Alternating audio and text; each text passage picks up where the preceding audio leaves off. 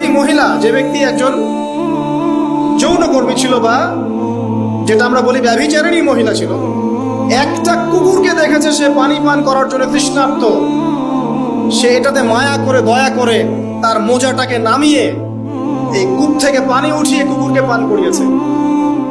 এই একটা কাজের বদৌলতে আল্লাহ রাব্বুল আলামিন এই ব্যভিচারী মহিলাকে মাফ করে জান্নাত দিয়ে দিয়েছে।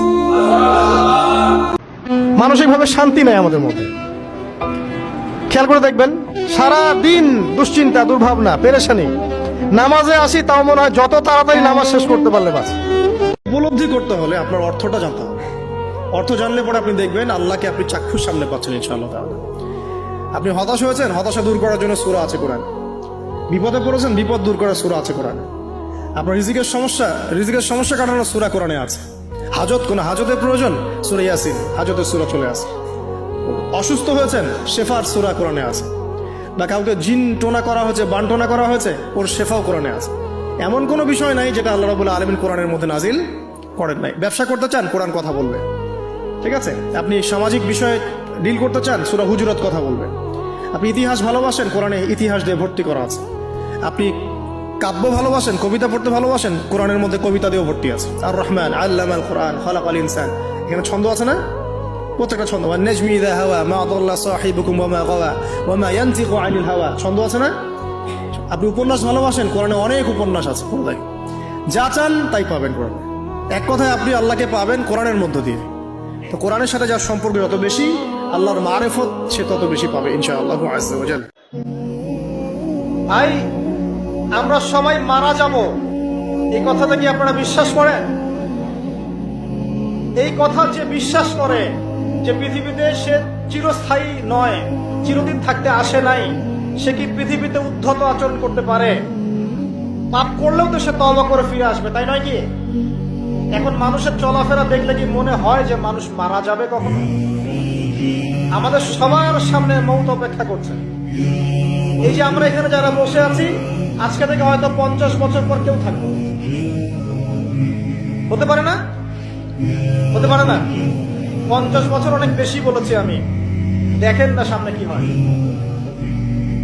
100 বছর পর এখন পৃথিবীতে যারা বেঁচে আছে, এখন 100 বছর পর এর কেউ বেঁচে থাকবে না। প্রত্যেক 100 বছরে জেনারেশন চেঞ্জ হয়ে যায়, জানেন? তো মানুষের চলাফেরা দেখলে মনে হয় মানুষ এখন মৃত্যুবরণ করবে না। মৌতের কোনো ফিকির নাই মানুষের। আল্লাহর সামনে দাঁড়াতে হবে, জবাব দিতে হবে, এই চিন্তা মানুষের মধ্যে নাই। সারাদিন দুনিয়া নিয়ে মানুষ ব্যস্ত হয়ে আছে। আল্লাহ পাক হেফাজত করুন আমাদেরকে।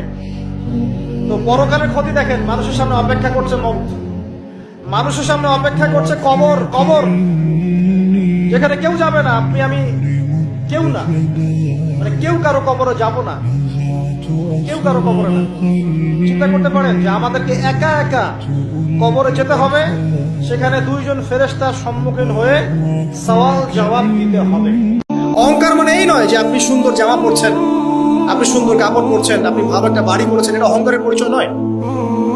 বরং অহংকারের পরিচয় হচ্ছে বাতারুল হাক্কি ওয়া গামতুন নাস, সত্য জিনিস যেটা স্পষ্ট এটাকে অস্বীকার করা, আর অন্য মানুষকে ছোট করা, তুচ্ছ-তাচ্ছিল্য করা, এই হলো অহংকারের পরিচয়। আল্লাহ ছাড়া সত্যিকার অর্থে আপন বলতে কেউ নাই পৃথিবীতে। আমাদের একজন ছিলেন মুহাম্মদ সাল্লাল্লাহু আলাইহি ওয়াসাল্লাম, তিনি ইন্তেকাল করেছেন। মুহাম্মদ সাল্লাল্লাহু আলাইহি ওয়াসাল্লাম এমন মানুষ ছিলেন যে তিনি একটা বাগানে ঢুকেছেন, একটা উট দৌড়ে তার কাছে চলে এসেছে, এসে গায়ের সাথে বুকের সাথে গাটা লাগিয়ে রেখেছে। নবী সাল্লাল্লাহু আলাইহি ওয়াসাল্লাম আদর করছেন, হাদিস স্পষ্ট সহিহ, নবীজি আদর করছেন এবং বলছেন, জানো উটটা আমাকে কি অভিযোগ করলো?